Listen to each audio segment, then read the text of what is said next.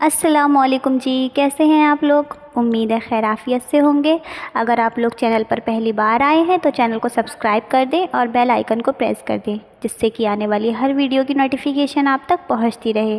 تو چلیے بڑھتے ہیں ناول کی جانب، جس کا نام ہے اسیر محبت، قضائے فجر سے ادائے تہجد تک کا سفر، اور اس کی رائٹر ہیں اینجل ثانی۔ عشاء کی نماز پڑھ کر اس نے کافی دیر وہیں بیٹھ کر دعا کی تھی، پھر اٹھ کر کمرے کی بالکنی میں آ گئی۔ یالے سو رہی تھی پر اسے نیند نہیں آ رہی تھی۔ وہ آسمان پر چمکتے چاند کو دیکھنے لگی۔ چہرے پر مدھم مسکراہٹ تھی پر آنکھیں نم۔ کیا وہ سو رہے ہوں گے؟ اس نے چاند کو دیکھ کر دل میں سوچا۔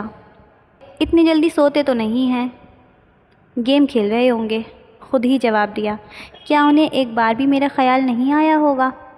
کیا ان کے دل میں میرے لیے کبھی جگہ نہیں بن سکتی؟ ہر انسان اپنے حصے کی محبت کا حقدار ہوتا ہے۔ ہمارے دل میں ہر انسان کے لیے اس کے حصے کی محبت کی جگہ خالی ہوتی ہے، جس میں وہ انسان جب چاہے آ سکتا ہے۔ یا اللہ، تو کیا ان کے دل میں میرے حصے کی ذرا بھی محبت نہیں؟ ان کے خیالوں میں میری کوئی جھلک نہیں؟ کیا سچ میں ان کی زندگی میں میرے احساسات کا کوئی وجود نہیں؟ ہنوز چاند پر نظریں جمائے اس کے دل میں سے آواز آ رہی تھی۔ ایک آنسو آنکھ سے نکلتا گال پر بہہ نکلا تھا، پر وہ کیا جانتی کہ انجانے میں جس کا سکون وہ اپنے ساتھ لے آئی تھی، وہ اب کیسے سکون سے رہ سکتا تھا۔ اپنے گھر کی چھت پر کھڑا وہ اس جگہ کو دیکھ رہا تھا جہاں وہ کھڑی ہو کر آسمان کو دیکھا کرتی تھی اور چاند سے باتیں کیا کرتی تھی۔ تم خود تو چلی گئی ہو، پر پیچھے مجھے اذیت میں مبتلا کر گئی ہو ثنائیہ۔ میرے پاس تو پہلے ہی سکون کی کمی تھی اور تم نے بچا کچا سکون بھی چھین لیا۔ تمہارے آنسو، تمہاری سسکیاں اور تمہاری وہ مجھے تکتی آنکھیں مجھے تکلیف دے رہی ہیں۔ یا اللہ، میں کیا کروں؟ میری کون سی ایسی بات نے اسے میری طرف مائل کر دیا؟ وہ مجھے پسند کرنے لگی؟ میں تو اسے اپنی بہن ہی سمجھتا تھا۔ یہ کیا ہو گیا یا اللہ؟ مجھے اتنا گناہ گار نہ بنائے اللہ کہ میں ایک اور معصوم لڑکی کا دل توڑ کر اسے اذیتوں سے دوچار کروں۔ وہ اب آسمان کو دیکھتا ہوا دھیرے سے بولا، آنکھیں نمی اختیار کر چکی تھیں۔ تبھی اس کی آنکھوں کے سامنے ماضی کے پنے لہرائے۔ تم نے اچھا نہیں کیا آہان، میں تمہیں کبھی معاف نہیں کروں گی۔ تو تم تڑپو گے آہان، تمہیں سکون نہیں ملے گا۔ کالے عبائے میں ملبوس وہ لڑکی، اس کا وہ نقاب کے حالے میں چھپا چہرہ اور اس سے جھانکتی درد سے بھری وہ سرخ ہوتی بھوری آنکھیں، اس کی آواز میں بے بسی، درد، کرب کیا نہیں تھا، اور اس کے سامنے کھڑا آہان سوائے خاموشی سے مجرموں کی طرح سر جھکائے اس کی آہیں سن رہا تھا۔ مجھے دربدر کر کے میری محبت، میرے پاکیزہ جذبات کو دھتکار کر تڑپو گے تم۔ اللہ تمہیں کبھی تمہاری محبت نہیں دے گا، تم بھی ایسی ٹھکرائے جاؤ گے۔ یاد رکھنا آہان، تم میرے لیے تڑپو گے، میرا اللہ تمہارے دل میں میری محبت ڈالے گا، پر جب تک تمہیں احساس ہوگا تب تک بہت دور جا چکی ہوں گی میں۔ تم جگہ جگہ مجھے ڈھونڈو گے پر میں تمہیں کہیں نہیں ملوں گی، تمہیں میرا سایہ بھی نہیں ملے گا۔ تمہیں تب احساس ہوگا تم نے کیا کیا ہے۔ نفرت کرتی ہوں میں تم سے، بے انتہا نفرت۔ میری محبت دیکھی تھی نا، اب میری نفرت میں تڑپو گے، وہ چلائی تھی اور آہان ایک دم ماضی سے باہر آیا تھا۔ یا اللہ مجھے بخش دیں، اسے ایک بار میرے سامنے لے آئیں، مجھے اس سے ملوا دیں، میں اسے بتاؤں گا کہ اس کی آہیں، اس کی بددعائیں مجھے لگ گئیں۔ اسے ایک بار میرے سامنے لے آئیں پلیز اللہ، مجھ پر میری التجاؤں پر اپنا کرم کر دے۔ وہ دھندلی آنکھوں سے آسمان کو دیکھتا بھرائی آواز میں بولا، ہائے یار، یہ کیا ہو رہا ہے مجھے؟ مس معصومہ، آخر کون سا جادو کر دیا ہے تم نے مجھ پر کہ تم سے 1-1.5 گھنٹہ دور ہونے پر ہی مجھے تمہارا خیال آنے لگ گیا ہے؟ تم مجھے اپنے آس پاس محسوس ہو رہی ہو۔ گاڑی کراچی کی طرف جاتی سڑک پر گامزن تھی اور اسے ڈرائیو کرتا سنان اپنے بالوں میں ہاتھ پھیرتا دھیمی آواز میں بولا۔ وہ کہہ رہی تھی کہ ہر احساس کا تعلق دل سے جڑا ہوتا ہے، چاہے وہ محبت کا ہو، نفرت کا ہو، عزت کا ہو یا ہمدردی کا۔ وہ کار ڈرائیو کرتے ہوئے سوچتے ہوئے خود سے بولا، مجھے اس سے ہمدردی نہیں کیونکہ اس کے پاس کسی چیز کی کمی نہیں جسے محسوس کرے۔ نفرت بھی نہیں ہے کیونکہ مجھے لگتا ہی نہیں کہ اس سے کوئی نفرت بھی کر سکتا ہوگا۔ اگر کوئی نفرت کرنا چاہے گا تو بھی نہیں کر پائے گا، اتنی پیاری ہے وہ، اور اس کی باتیں اور اس کا لہجہ ہائے میں مر نہ جاؤں، کوئی چاہ کر بھی نفرت نہ کر پائے اس سے، کرنا چاہے تو بھی نہیں۔ رہی بات عزت کی تو ہاں وہ تو میں کرتا ہوں، کیونکہ وہ میری کزن ہے، اور کزن نہ بھی ہوتی پھر بھی وہ ایک لڑکی ہے، اور عورت ذات کی عزت کرنا مجھ پر فرض ہے۔ باقی رہ گیا محبت، کہتے ہوئے اپنے دائیں گال پر ہاتھ پھیرا۔ نہیں یار سنان، تم محبت نہیں کر سکتے، تمہیں محبت نہیں ہو سکتی کسی سے۔ اس نے جیسے خود کا مذاق اڑایا، پر وہ بولتے ہوئے کار کو سڑک کے کنارے پر روک گیا۔ اگر یہ محبت نہیں تو پھر کیا ہے یہ؟ وہ لڑکی جو کبھی مجھے اچھی ہی نہیں لگتی تھی، وہ اب اس طرح میرے حواسوں پر کیوں چھانے لگی ہے؟ مجھے کیوں اتنی اچھی لگنے لگی ہے؟ اور اگر یہ کوئی اور احساس نہیں تو کیا یہ محبت کا احساس ہے؟ اس کو دیکھ کر میرے دل کی دھڑکنوں کا بڑھنا، اسے دیکھ کر میرا ہوش کھونا، اس کی آنکھوں میں دیکھ کر مجھے اپنا آپ اس کی ان نشیلی آنکھوں میں ڈوبتا ہوا محسوس ہونا، اس کے لہجے کی مٹھاس کا میرے کانوں میں گونجنا۔ اگر یہ محبت نہیں تو کیا ہے؟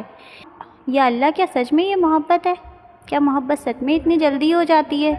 اف مس ثنائیہ عامر، تم کیوں مجھے اتنی اچھی لگنے لگ گئی ہو؟ کیوں مجھے اپنے آس پاس محسوس ہو رہی ہو؟ اگر یہ محبت ہے تو ہاں مس معصومہ، مجھے ہو گئی ہے تم سے محبت۔ ہاں میں پہلی نظر کی محبت پر یقین نہیں رکھتا تھا، پر اب مجھے یقین ہے اس سے پہلی نظر کی محبت پر۔ مجھے تم سے محبت ہو گئی ہے مس ثنائیہ، میری مس معصومہ، وہ دھیرے سے کہتا مسکرایا۔ I am in love with you. Yeah, I am in love.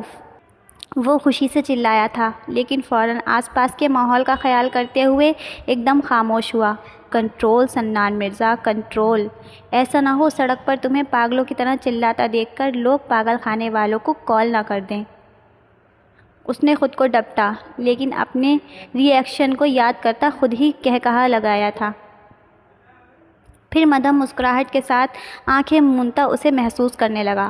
اسے اپنی بند آنکھوں کے پردے پر ثنائیہ کا عکس نظر آنے لگا۔ اس سے پہلی ملاقات، نقاب کے حالے میں چھپا چہرہ، اور وہاں سے نظر آتی وہ چھوٹی بھوری آنکھیں۔ یہ پھول بھی بولتے ہیں، بس محسوس کرنے کی دیر ہے۔ کانوں میں اس کی باتیں گونجنے لگیں۔ سنان بھائی، وہ وہاں طوطے ہیں، مجھے چاہیے، ایک لا دیں پلیز۔ تھینک یو سنان بھائی، آپ کیا ہمارے کھانے پر نظر رکھتے ہیں؟ وہ خفگی بھرا لہجہ۔ ہائے میں مر نہ جاؤں، میری معصوم سی مس معصومہ، تم مجھے پاگل کر رہی ہو۔ وہ آنکھیں کھولتا بڑبڑایا۔ مسکراہٹ ہنوز لبوں پر تھی، جو غائب ہونے کا نام تک نہیں لے رہی تھی۔ اب جلدی سے واپس جانا ہے مجھے، ابھی سے یاد آ رہی ہے مجھے وہ خود سے بولا، پھر گاڑی اسٹارٹ کرتا منزل کی طرف بڑھا۔ سینے میں دھڑکتا دل کوئی ساز گا رہا تھا۔ وہ خوشی سے سرشار تھا، بس اب وہ جلدی سے واپس جا کر اس سے رشتے کی بات کرنا چاہتا تھا، پر نہ جانے سنان مرزا کی محبت نے اس کے ساتھ کیا کھیل کھیلنا تھا، اور قسمت کو کیا منظور ہونا تھا، یہ تو قسمت لکھنے والا ہی جانتا تھا۔ ثنائیہ، تم سوئی نہیں ابھی تک؟ وہ جو چاند کو دیکھتی باتیں کر رہی تھی، یالے کی آواز سن کر ایک دم پلٹی۔ بس سونے ہی والی تھی، وہ کہتی ہوئی بیڈ کی جانب بڑھ گئی۔ نیند نہیں آ رہی کیا تمہیں؟ یالے نے اسے دیکھتے ہوئے پوچھا، جو اب بیڈ پر اپنی جگہ آ بیٹھی تھی۔ یار، چائے پینے کا دل کر رہا ہے، وہ یالے کو دیکھ کر معصوم سی شکل بنا کر بولی۔ حد ہے چڑیل، چائے کے لیے جاگ رہی ہو؟ ویسے نیند تو مجھے بھی نہیں آ رہی ہے، تو کیوں نہ آج رات انجوائے کریں؟ یالے شیطانی مسکراہٹ سے بولی۔ چلو آ جاؤ، پہلے چائے بناتے ہیں، پھر کوئی مووی دیکھیں گے، ثنائیہ جھٹ سے بولی۔ چل آجا جانی پھر، یالے نے کہا، اور دونوں کمرے سے باہر نکل گئے۔ ثنائیہ نے کچن میں جا کر اپنے لیے چائے بنائی، لیکن یالے نے جوس لیا تھا۔ چلو تم یہ کمرے میں لے کر جاؤ اور جا کر رکھو، میں تب تک سنان کا لیپ ٹاپ لے کر آتی ہوں۔ یالے ثنائیہ کو ٹرے پکڑا کر کہتی سنان کے کمرے میں گئی، جو ان کے کمرے کے ساتھ ہی تھا۔ چلو بتاؤ کون سی مووی لگائیں؟ بیڈ پر بیٹھی یالے نے لیپ ٹاپ سٹارٹ کرتے ہوئے پوچھا۔ کوئی بھی لگا دو، اچھی سی، ثنائیہ نے کہتے ہوئے چیز سے شاپر بیڈ پر پھیلائے، جو سنان نے راستے میں انہیں لے کر دی تھی۔ ہارر لگاؤں؟ یالے نے پوچھا۔ ہاں لگاؤ، اور لائٹ آف کرو، پھر مزہ آئے گا، وہ مزے سے بولی۔ اندھیرے میں ڈر نہیں لگے گا؟ یالے نے پریشانی سے پوچھا۔ اندھیرے انسان کے دوست ہوتے ہیں یالے، وہ بھی وہ دوست جو اس وقت آپ کے ساتھ ہوتے ہیں جب آپ کے پاس کوئی نہیں ہوتا۔ ان سے ڈرنا نہیں چاہیے۔ یہ اندھیرے تو ہوتے ہیں جو ہمارا بھرم رکھتے ہیں دنیا والوں کے سامنے۔ چلو اب جلدی سے مووی لگاؤ، وہ مدھم آواز میں بولی۔ یالے نے ایک نظر اسے دیکھا جو نارملی انداز میں اسے دیکھ رہی تھی، پھر واپس لیپ ٹاپ پر مووی سرچ کرنے لگی۔ ہاں یہ والی صحیح ہے، یالے کوئی مووی پسند کرتے ہوئے بولی۔ ہاں لگ تو صحیح رہی ہے، اب دیکھتے ہیں اچھی ہے بھی یا نہیں، ثنائیہ نے تبصرہ کیا تھا، اور اس طرح وہ دونوں مووی دیکھنے اور اس پر تبصرے کرنے میں گم ہو گئی تھیں۔ رات کے نہ جانے کس وقت انہیں نیند آئی تھی۔ سنان کو کراچی آئے آج تیسرا دن تھا۔ ہوٹل روم کی بالکنی میں کھڑا وہ کھلے آسمان کو دیکھ رہا تھا۔ بالکنی میں لگے لائٹ بلب کی مدھم روشنی نے بالکنی اور اسے ہلکا ہلکا روشن کیا تھا۔ وہ مدھم مسکراہٹ سے آسمان کو دیکھتا اپنی مس معصومہ کے خیالوں میں کھویا تھا۔ آہ مس معصومہ، آپ نے تو 3 دن میں ہی میرا سکون چین سب لے لیا ہے۔ مجھے تڑپا رہی ہیں یار آپ، کال پر بھی بات نہیں کرتی ہو، اور نہ ہی تب سامنے آتی ہو جب میں یالے سے بات کر رہا ہوتا ہوں۔ اف یار ثنائیہ، مجھے تمہیں دیکھنا ہے، ایسا لگ رہا ہے جیسے دل تڑپ رہا ہے تمہیں دیکھے بغیر۔ کیا کروں میں؟ آسمان سے نظریں ہٹاتے ہوئے وہ شکایتی انداز میں بولا۔ بس اب کل ہی واپسی کے لیے نکلوں گا میں، اس نے فیصلہ کیا۔ وہ ایک گہرا سانس ہوا کے سپرد کر گیا۔ پاس ہی پڑے ٹیبل پر کافی کا بھاپ اڑاتا مگ پڑا تھا۔ ٹیبل کے پاس والی چیئر پر ایک ڈارک براؤن رنگ کا گٹار پڑا تھا جو وہ شاید ابھی لایا تھا۔ ایک نظر پورے آسمان پر ڈال کر اس نے پلٹ کر گٹار کو دیکھا، پھر گردن میں پیچھے سے ہاتھ ڈال کر اسے مسلتا ہوا اس تک آیا۔ اس نے کرسی پر بیٹھ کر گٹار کو گود میں رکھا اور موبائل کے فرنٹ کیمرے کو اوپن کر کے سامنے ہی ٹیبل پر سیٹ کیا۔ ایک گہرا سانس لے کر اس نے ویڈیو ریکارڈنگ سٹارٹ کی۔ السلام علیکم مائی آل ویورز، کیسے ہیں آپ سب؟ اس نے مدھم مسکراہٹ سے کہتے ہوئے اپنی دائیں آنکھ کو ونک کیا تھا۔ Now I'm trying to sing a song, so let's start and wish me best of luck. سنان نے کہتے ہوئے گٹار پر کسی دھن کو چھیڑا تھا۔ آنکھوں کو نرمی سے بند کیا، گٹار کی تاروں کو انگلیوں سے ہلاتا وہ کوئی دھن بجانے لگا تھا، اور پھر ایک گہرا سانس لے کر اس نے کوئی ساز گایا تھا۔ اس طرح آج ملی ہے سب سے، ڈھونڈتے ہیں کیا ہم ایسا جگ سے، عشق دل کے در پہ کیوں آیا تھا، ہاں آیا تھا عشق آیا تھا، سو ہم نظر اتارے، ہائے رے ہم صدقے تمہارے، ہائے رے ہم صدقے تمہارے۔ اس کی آواز میں ایک سحر تھا، ہر سننے والے کو مائل کر لینے کی طاقت رکھنے والا جادو تھا اس کی آواز میں۔ اسے شاید خود بھی انداز نہیں تھا کہ اس کی آواز کس قدر خوبصورت اور پرکشش تھی۔ اس کی آنکھوں میں ثنائیہ کا عکس تھا۔ چہرے پر مدھم مسکراہٹ کے ساتھ اس نے آنکھیں کھولیں، اور پھر صرف ہائے کی صورت میں ہاتھ ہلاتے ہوئے اس نے ویڈیو بند کی اور اپنے سوشل میڈیا اکاؤنٹ پر اپلوڈ کر دی۔ اب اس ویڈیو نے کتنا ٹرینڈ پر جانا تھا اور سنان کو اس پر اپنے فینس کا کیا رسپانس ملنا تھا، یہ تو بس بعد میں ہی پتہ چلتا۔ پوری رات جاگنے کے باعث یالے اور ثنائیہ اگلی صبح بہت دیر سے اٹھی تھیں۔ اس وقت شام کے 5 بج رہے تھے۔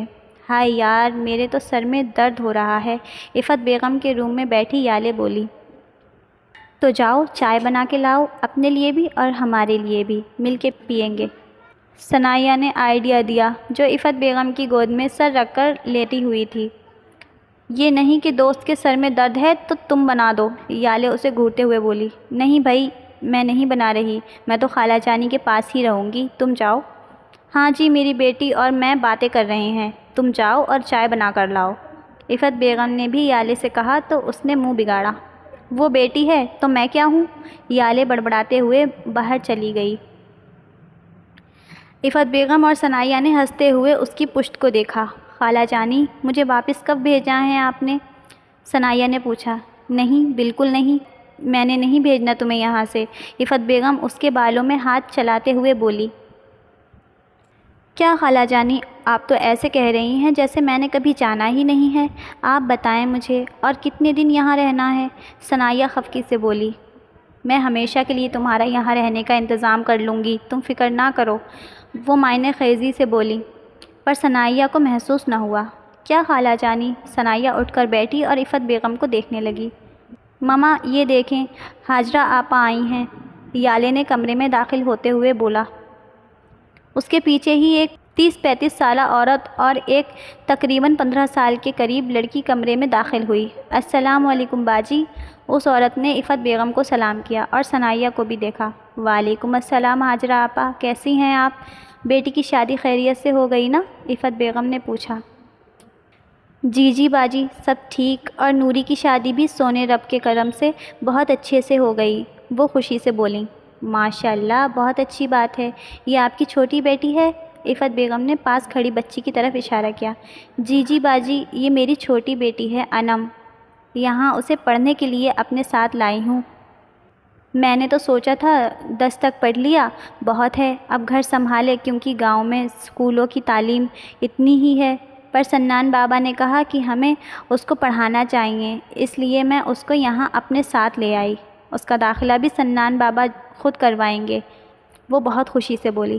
ثنائیہ نے اس چھوٹی سی لڑکی کو دیکھا جو حجاب کی طرح سفید دوپٹہ سر پر جمائے آسمانی رنگ کے سوٹ میں ملبوس تھی۔ ہاں، مجھے بتایا تھا سنان نے۔ چلو ٹھیک ہے، اب تم کچھ کھا پی لو اور آرام کرو جا کے، کل سے کام کر لینا۔ عفت بیگم کے کہنے پر وہ سر ہلاتی باہر نکل گئی۔ تقریباً 10 منٹ بعد یالے ان کے لیے چائے لائی تھی اور وہ تینوں چائے پیتے آہستہ آہستہ باتوں میں مگن ہو گئی تھیں۔ ثنائیہ یار، سنان بھائی کا لیپ ٹاپ تو رکھنا ہی بھول گئے ہم۔ رات کے کھانے کے بعد اپنے کمرے میں آتے ہی جب یالے کی نظر ٹیبل پر پڑے سنان کے لیپ ٹاپ پر گئی تو وہ سر پر ہاتھ مارتے ہوئے بولی۔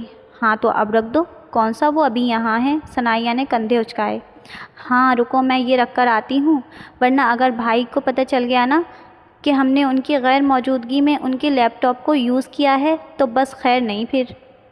بیکاز تمہیں پتہ تو ہے وہ اپنی چیزوں کو لے کر بہت شدت پسند اور پوزیسو ہیں، کسی کو ہاتھ بھی نہیں لگانے دیتے، استعمال کرنا تو دور، اور اگر کبھی میں بھی بس اٹھا بھی لوں تو وہ مجھے بھی نہیں بخشتے، اور نہ ہی انہیں یہ پسند ہے کہ کوئی ان کی غیر موجودگی میں ان کے کمرے میں جائے۔ سچی بہت غصہ کرتے ہیں۔